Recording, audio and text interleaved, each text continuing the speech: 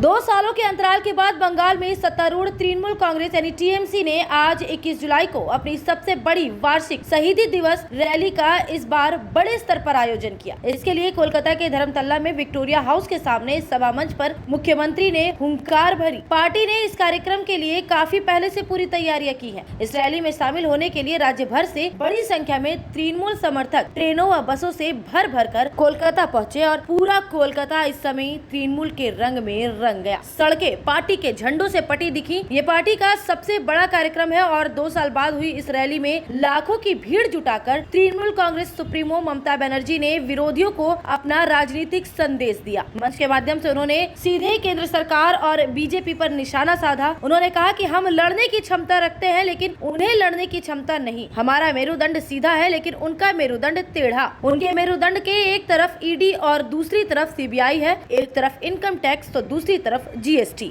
सभा के दौरान हुई भारी बारिश ने लोगों का उत्साह कम नहीं किया। लोग अपने लोकप्रिय नेत्री ममता बनर्जी के भाषण को सुनने के लिए वर्षा में भीगते हुए भी डटे रहे। मुख्यमंत्री ममता बनर्जी ने सभा में मौजूद भीड़ को संकेत करते हुए कहा कि लोगों की ये भीड़ 2024 में बीजेपी को बहा कर ले जाएगी। भारी बरसात में तृणमूल कांग्रेस के महासचिव अभिषेक बनर्जी भी लोगों को संबोधित करते हुए मंच पर डटे रहे। उन्होंने कहा कि टीएमसी में धंधाबाजी कर खाने वालों की जगह नहीं है। इस टीएमसी में कोई चालबाज नहीं है, कोई मिर्जाफर नहीं है। अभिषेक बनर्जी ने इस दिन केंद्र पर वंचना का आरोप लगाया। उन्होंने कहा कि दिल्ली 100 दिनों के काम के लिए पैसा नहीं दे रही है लेकिन बंगाल किसी भी तरह से दिल्ली के सामने नतमस्तक नहीं होगा। अगर कोई परियोजना है तो वह बंगाल के नाम पर होगी। बंगाल की आवास योजना, बंगाल की सड़क योजना, अगर केंद्र बंगाल को पैसा नहीं देना चाहते तो उस पैसे की जरूरत नहीं पड़ेगी। उन्होंने यह भी कहा कि टीएमसी में नेताओं से अधिक कार्यकर्ताओं का सम्मान ऊंचा है। चेहरा देखकर या किसी बड़े नेता की छत्र छाया में रहने से कोई फायदा नहीं होगा।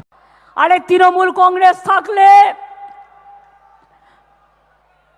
ফ্রিতে রেশন পাবেন, তৃণমূল কংগ্রেস থাকলে লক্ষ্মীর ভান্ডার পাবেন, তৃণমূল কংগ্রেস থাকলে কন্যাশ্রী পাবেন, তৃণমূল কংগ্রেস থাকলে স্বাস্থ্যসাথী পাবেন, তৃণমূল কংগ্রেস থাকলে কৃষক বন্ধু পাবেন, তৃণমূল কংগ্রেস থাকলে পেনশন পাবেন, ভাতা পাবেন, জয় জহর পাবেন, ঐক্যশ্রী পাবেন, সবুজ সাথী পাবেন, ট্যাব পাবেন।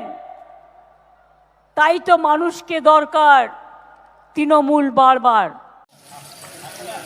आप जो अपने स्क्रीन पर सफाई अभियान देख रहे हैं, ये गरुई नदी की सफाई की जा रही है लेकिन ये सफाई करने वाले नगर निगम के सफाई कर्मी नहीं है। ये है नगर निगम के वार्ड नंबर 29 के पार्षद गौरव गुप्ता और उनके सहयोगी। अब आप सोच रहे हैं कि आखिर ये सफाई क्यों कर रहे हैं, तो ऐसा है कि इनका कहना है कि बीजेपी के पार्षद होने के कारण वार्ड नंबर 29 और 27 की अनदेखी की जा रही है। मेयर विधान उपाध्याय के मेयर बनते ही सबसे ज्यादा यदि किसी कार्य पर ध्यान दिया गया तो वह है गरुई नदी की सफाई पर। फिर भी जिन 2 इलाकों से होकर नदी गुजरती है वह बीजेपी के पार्षदों का है और इन पार्षदों का कहना है कि इनके इलाके में सफाई के नाम पर सिर्फ लीपा पोती की गई है। मजबूरन अपने इलाके के लोगों के लिए इन्हें अपने दल बल के साथ सफाई के लिए उतरना पड़ रहा क्योंकि बरसात का मौसम आ चुका है और ऐसे में यदि भारी बारिश हुई तो बाढ़ की स्थिति बन सकती है। आप देख सकते हैं अगर टेंडर हुआ है, सफाई हुआ, टेंडर हुआ है, जरूर हुआ। हम लोग देखिए बोर्ड मीटिंग में सफाई हुआ है। आप देखिए ना, कैमरा घुमाइए, चारों तरफ गंदगी का अंबार है। नदी का क्या अवस्था है। हम लोग लगे हुए हैं यहाँ पे साफ सफाई में। वार्ड नंबर 27 और वार्ड नंबर 29, इन 2 वार्डों में भारतीय जनता पार्टी के काउंसलर जीते हैं। यहाँ का लोग जैसे लगता है कि यहाँ के लोगों ने अपराध कर दिया भारतीय जनता पार्टी को वोट देके। इस तरह का रवैया नगर निगम के द्वारा यहाँ के निवासियों के संग किया जा रहा है। जहाँ पे तृणमूल कांग्रेस के पार्षद जीते हैं वहाँ पे साफ सफाई किया जा रहा है। 30 नंबर 31 नंबर में साफ सफाई हुआ लेकिन 27 और 29 को इधर से छोड़ दिया गया। मशीन दूसरा तरफ से आगे चला गया। लोग आपका सहयोग कर रहे हैं एकदम। यहाँ का आम जनता को आप देखिए, ठीक है, सभी कोई सहयोग नहीं किया। हम लोग तो जनता के साथ है। यहाँ का जनता है, वही काउंसलर बनाया है, उन्हीं से हैं, उन्हीं के द्वारा, उन्हीं पे हम लोग निर्भर हैं। यहाँ का मानव जो साधारण नागरिक है बहुत सहयोग कर रहे हैं हम लोग को। आजादी का अमृत महोत्सव सप्ताह के तहत आसनसोल ईस्टर्न रेलवे स्कूल में एक कार्यक्रम का आयोजन किया गया, जहां आजादी की रेलगाड़ी और स्टेशन नामक प्रतियोगिता का आयोजन किया गया था, जिसके विजय प्रतियोगियों को सम्मानित करने हेतु एक कार्यक्रम में मुख्य अतिथि के रूप में आसनसोल दक्षिण की एमएलए अग्निमित्रा पॉल और डीआरएम परमानंद शर्मा उपस्थित हुए। यहाँ छात्रों ने गीत संगीत पेश किए। वहीं अग्निमित्रा पॉल ने कार्यक्रम में भाग लेकर खुशी जाहिर की, साथ ही प्रधानमंत्री और रेल मंत्री को धन्यवाद कहा। ভালো লাগছে এবং আরও ভালো লাগছে যে আজকে মাননীয় রেলমন্ত্রী শ্রী অশ্বিনী বৈষ্ণবজি আমার কথা রেখেছেন, মাননীয় প্রধানমন্ত্রী আমার কথা রেখেছেন। আসলে আমিও তো এখান থেকেই বড় হয়ে ওঠা, জন্ম, এই তিনটে স্কুলকে ছোটোবেলা থেকে দেখে এসেছি। এই স্কুলগুলোতে আমার বন্ধুরা পড়তো, আর সেই স্কুল বন্ধ হয়ে যাবে এটা মানে কিছুতেই মেনে নিতে পারছিলাম না, কিন্তু সবটাই ওনাদের ওপর ছিল, ওনারা মেনেছেন, আমার সম্মান রেখেছেন, আমি কৃতজ্ঞ তাদের কাছে।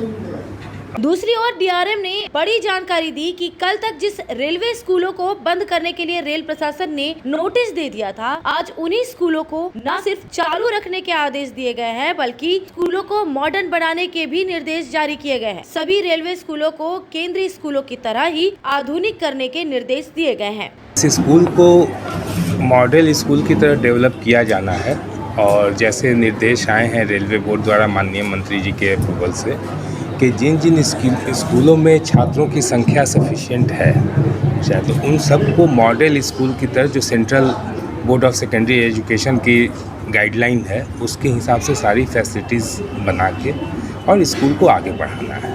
स्मार्ट क्लास है सर। हाँ, मतलब हर चीज़ जो फ्यूचर में जैसे डेवलपमेंट्स होंगे, जैसे मैंने बोला कि समय के साथ सारी चीज़ें आएंगी, स्मार्ट क्लासेस भी आएंगे, सारे लेबोरेटरी सब अपग्रेड होंगे, प्लेस ग्राउंड्स वगैरह में भी जो फैसिलिटी चाहिए, डिफरेंट एक्स्ट्रा करिकुलर एक्टिविटी, उन सब में भी इनपुट दिया जाएगा। सरकार के इस कदम से स्कूल में पढ़ने वाले बच्चों के साथ अभिभावकों में भी खुशी व्याप्त हो गई।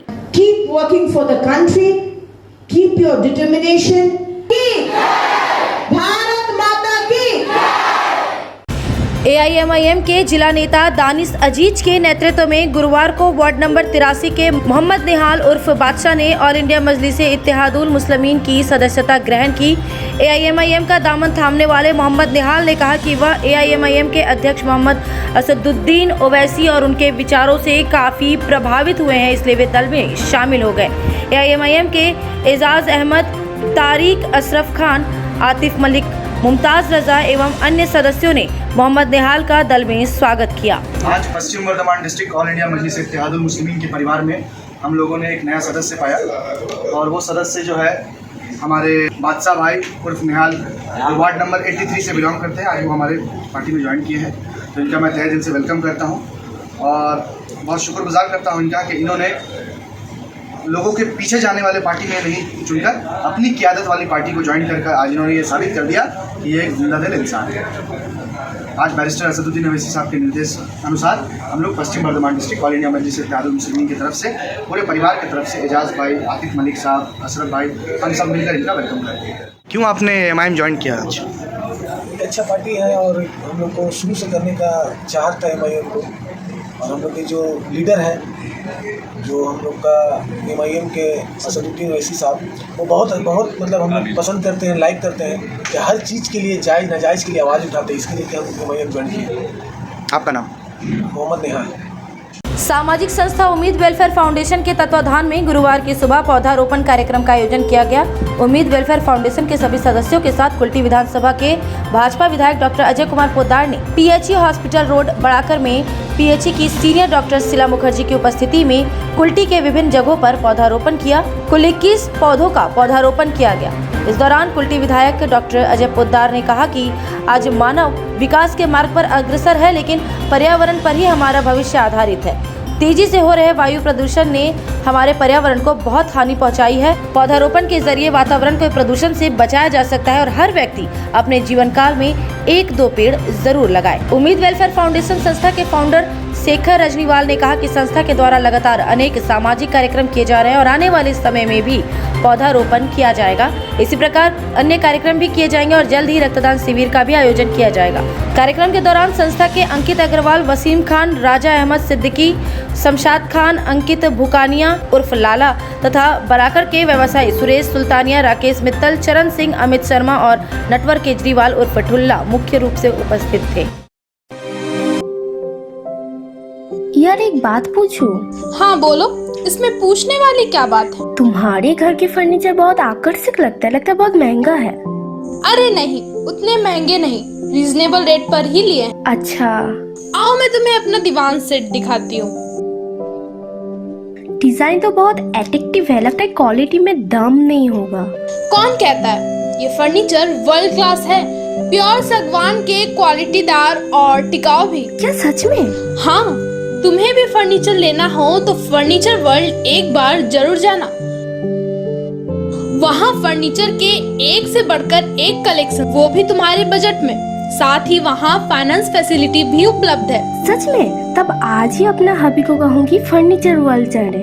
फर्नीचर वर्ल्ड, फर्नीचर लवर्स की पहली पसंद, जीटी रोड, शनि मंदिर के सामने, नूरुद्दीन रोड, आसनसोल। अगर आप एक जैसा खाना खाकर बोर हो चुके हो और आपको वैरायटी ऑफ फूड चाहिए तो फिर आज ही आएं दी पेपरी। यहाँ आपको इंडियन, चाइनीज में हर तरह के डिशेस का टेस्ट मिलेगा। If you are a foodie and want to spend some time with your friends and family, then welcome to the Pepri. You can also order from Zomato and Swiggy at home. The Pepri, ground floor of Central Mall, opposite Big Bazaar, Asansol.